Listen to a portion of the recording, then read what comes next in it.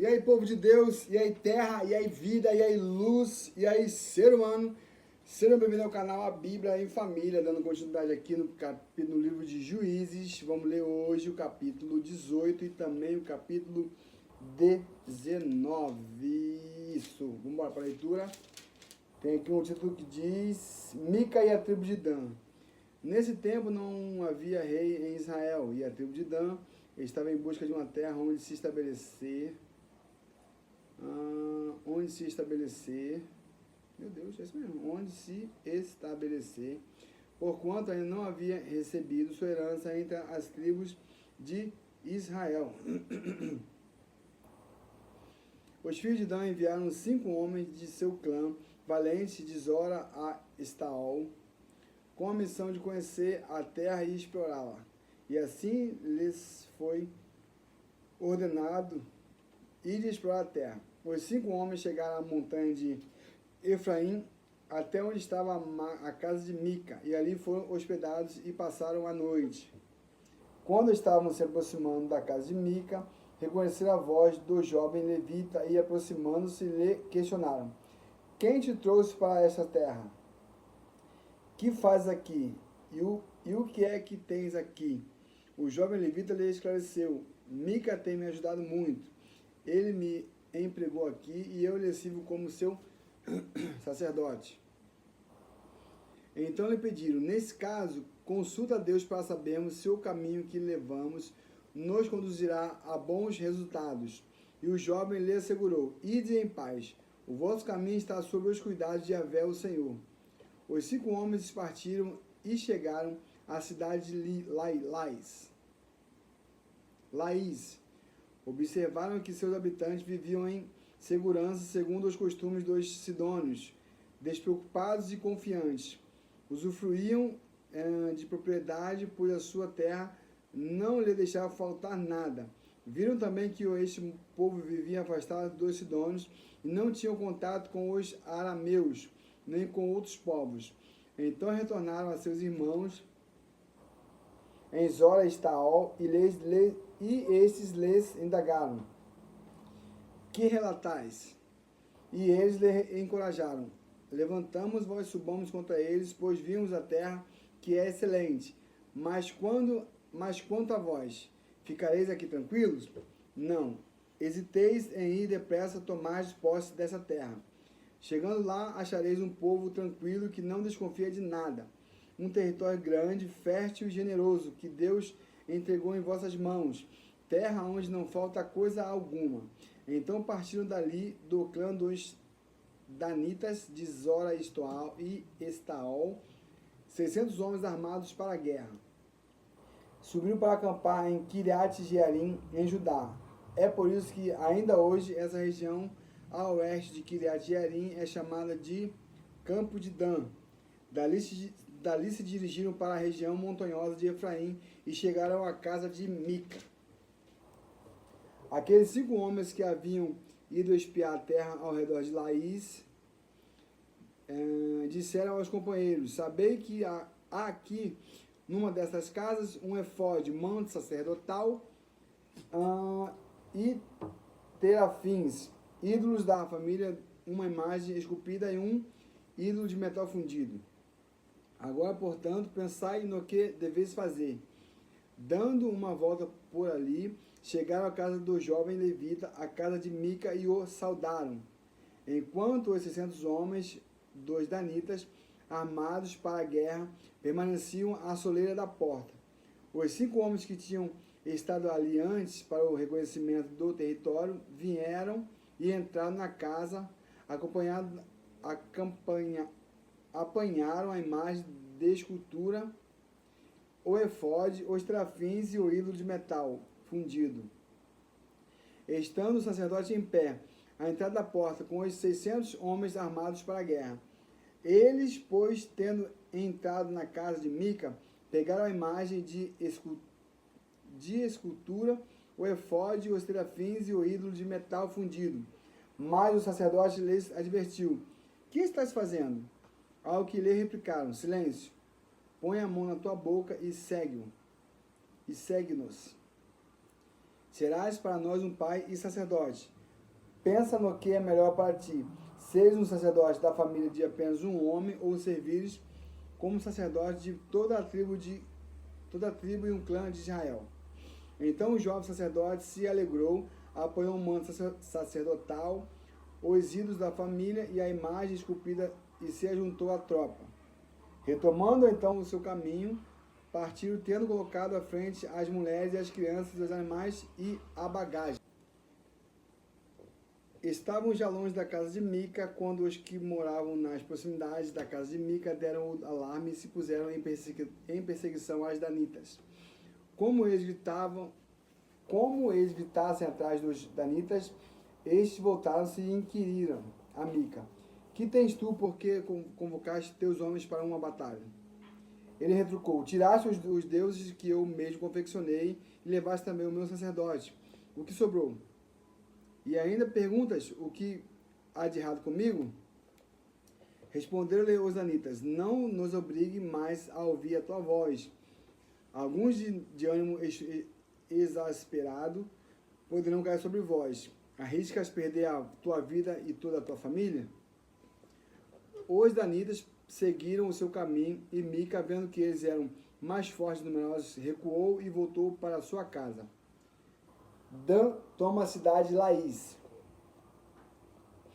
Assim, depois de haveres tomado os deuses que Mica fabricara e o sacerdote que tinha consigo, os danitas avançaram contra Laís, contra um povo pacífico e despreocupado. Eles mataram todos os habitantes ao fio da espada e queimaram a cidade.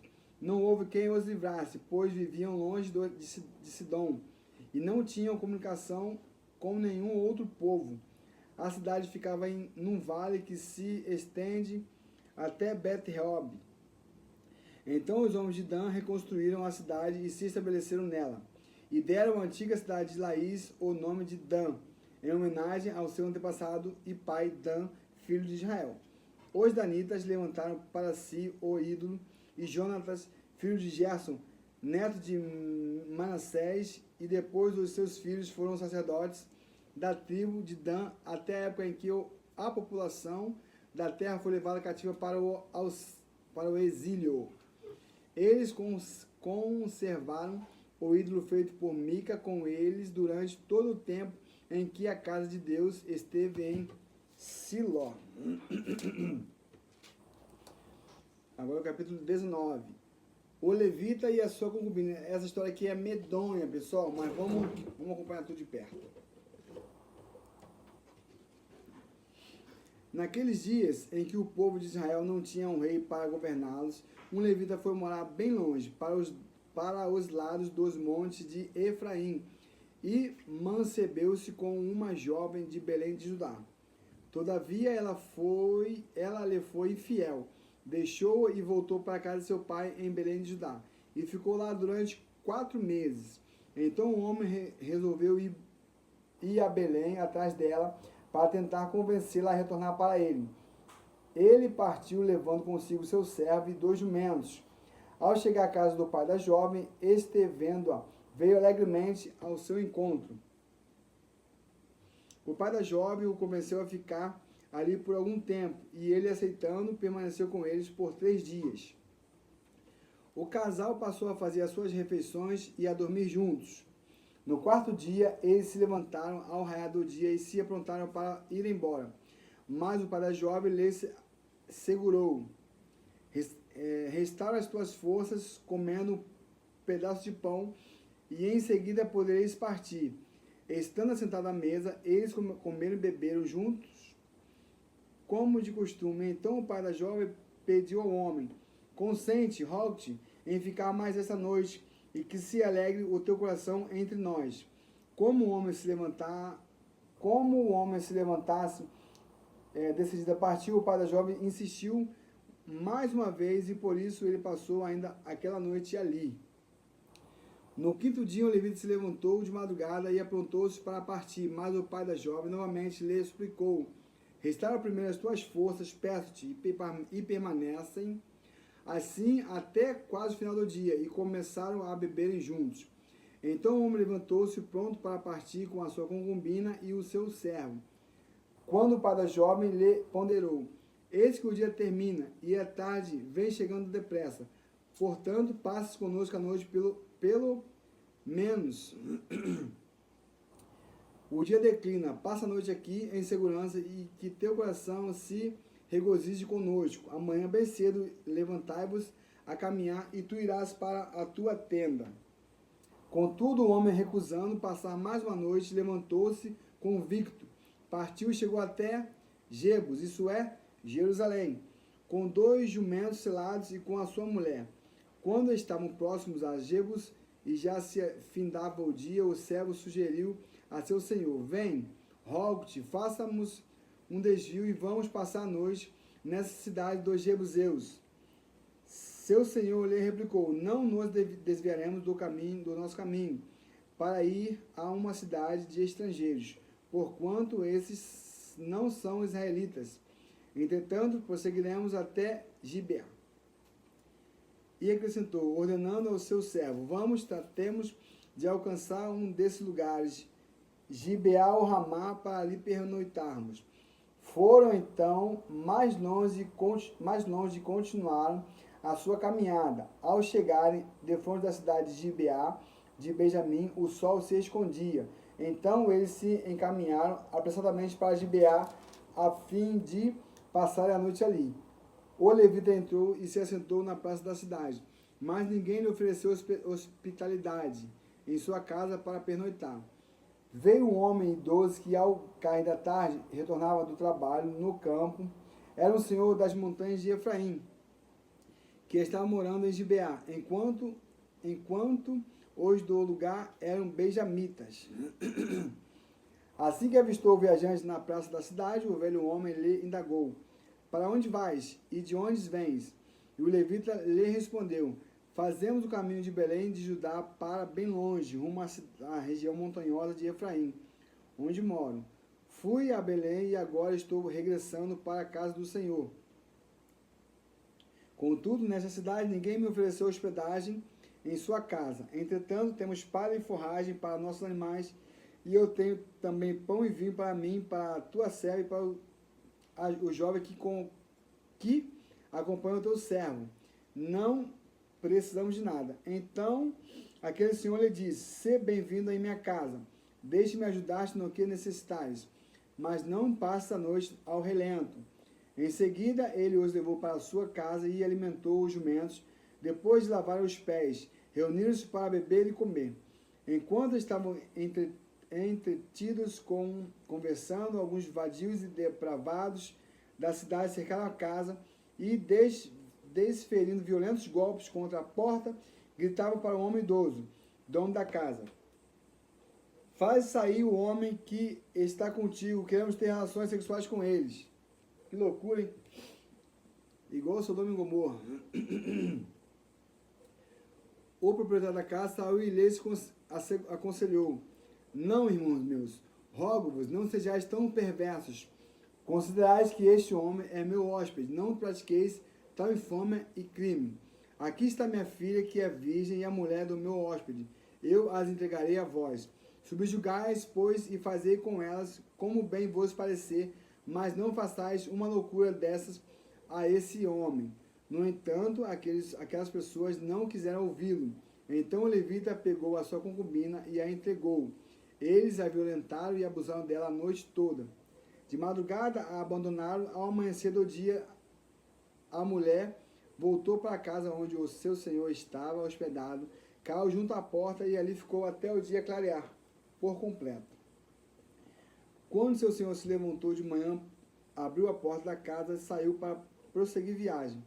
Lá estava a sua concubina caída na soleira da porta. Ele disse: levanta-te, vamos embora daqui. Mas não houve resposta. Então o homem a colocou sobre o seu jumento e partiram para casa. Assim que chegou em casa, apanhou uma faca e cortou o corpo da sua concubina em 12 partes, e as enviou a todas as tribos da região de Israel. E todos os que viam aquilo exclamavam horrorizados: até hoje nunca se fez, nem se viu tal atitude desde o dia em que os israelitas foram libertados e saíram do Egito. Refleti, pois, sobre tudo isso e respondei: o que haveremos de fazer? Bom, pessoal, aqui nós finalizamos o capítulo 18 e 19, tem mais dessa história do levita e de sua concubina. Fiquem todos na paz e até a próxima.